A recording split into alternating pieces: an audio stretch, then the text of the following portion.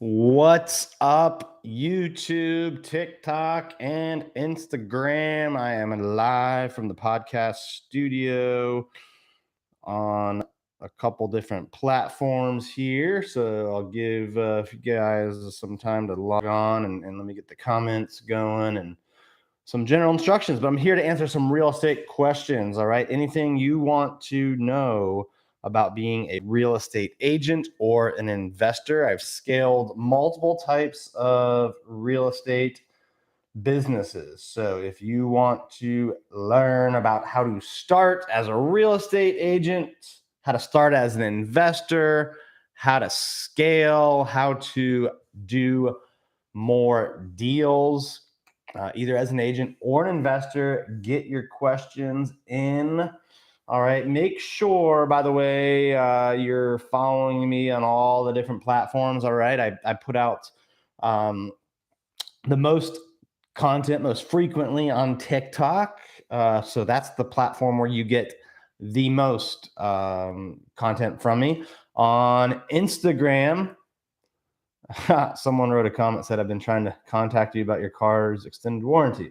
Anyway, on Instagram, I answer my direct messages. So if you want to connect with me, ask me a question directly. Instagram's the best place.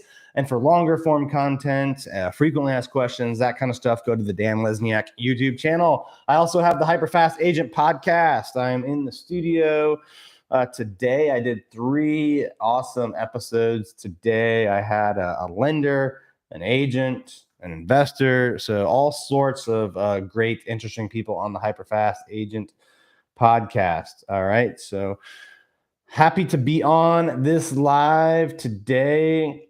Got a question here. I have an Airbnb in Florida. Think about buying one in California. Thoughts? Airbnbs seem to work well in a lot of different markets. I've done them in Florida. I've done them in the Northern Virginia area.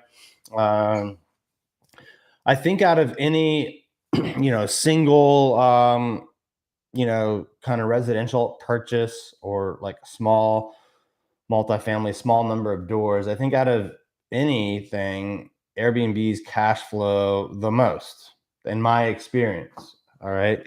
I'm not saying they're the best real estate investment out there, but if you're looking to build up your cash flow quickly, they're a great option. Obviously, you want to be in places where people are traveling, where people need short-term housing. California is a place where people like to vacation. So you have to run the numbers because, every part of California will be different, and unique, right? Just like Florida's got multiple areas, right? So they're all going to be different. So you have to go and run an analysis on each individual property. And I start with airdna.co. It's a website that will help you estimate what the revenue will be, what the vacancy is. So I go to that site, I put in the type of property, beds, baths, all of that. And then I, fine tune that estimate by going on, bookings.com, Airbnb, and VRBO, and I look at actual listings. So then I'm going to refine my revenue estimate. Then I'm going to look at the costs, right? Electric, insurance, taxes. These are things that are pretty easy to predict. And then what's my cost of capital, the cost of finances. So then I'm going to figure out what my cash flow is. And on Airbnbs, thank you for the likes, by the way. I appreciate all of the people that are hitting the like button, helping to get more people on here so we can all learn from each other's questions. And, back to this analysis, right? I got to figure out what my revenue is going to be, figure out what the expenses are, and then figure out what my cash on cash return is. And on Airbnbs, I expect double digits. So if the deal costs me $100,000 to get into, I want at least $10,000 of cash flow a year, but probably more. I think on Airbnbs, you should shoot for double, like 20%. Even on our lowest performing ones, we're still above 10% cash on cash return. Some of them are 25, 30% or higher.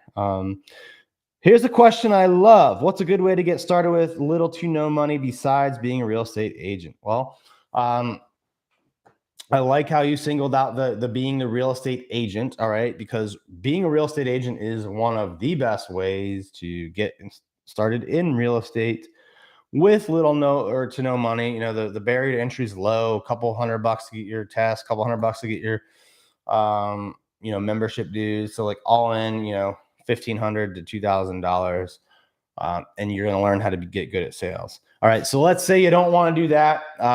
Couple different options. I've been talking about Airbnb short-term rental, so you can do something that is called short-term rental arbitrage. All right, you go out, you rent from a landlord or an owner. Do a corporate style lease, get permission. All right, you're not being dishonest.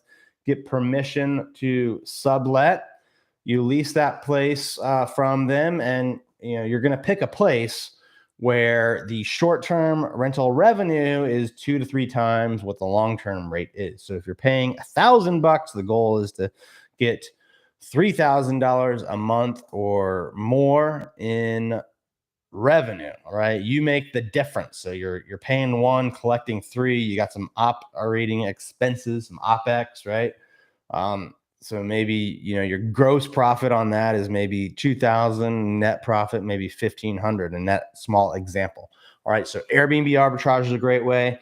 Wholesaling is a great way. All right, you got to go out, find good deals, get them under contract, and then you flip that contract to someone else. All right, another investor or flipper or rehabber buys the deal from you. All right, the formula you shoot for that everyone talks about is to get the deal under contract for 70% of the after repair value, all right, which is the price it's worth after you fix it up, minus the cost of repairs.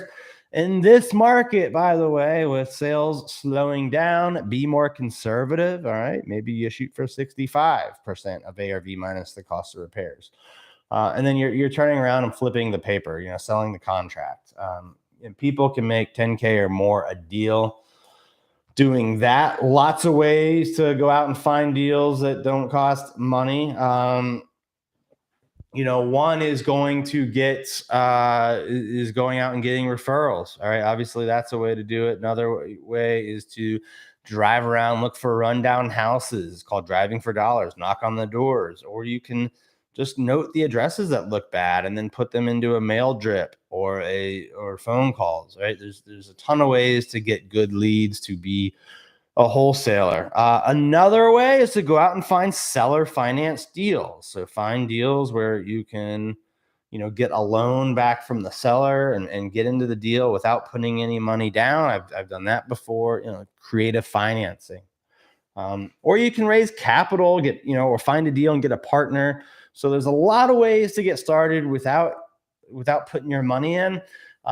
They kind of all involve you being able to find and generate good opportunities. Right, so you got to get good at sales, or you got to get good at finding deals. All right, you got to get good at one of those two things. All right, get your questions in here. The more questions I get, the longer I will stay on the lives. Just as a reminder, by the way, guys, I do real estate sales. I've built a brokerage up with my wife in DC.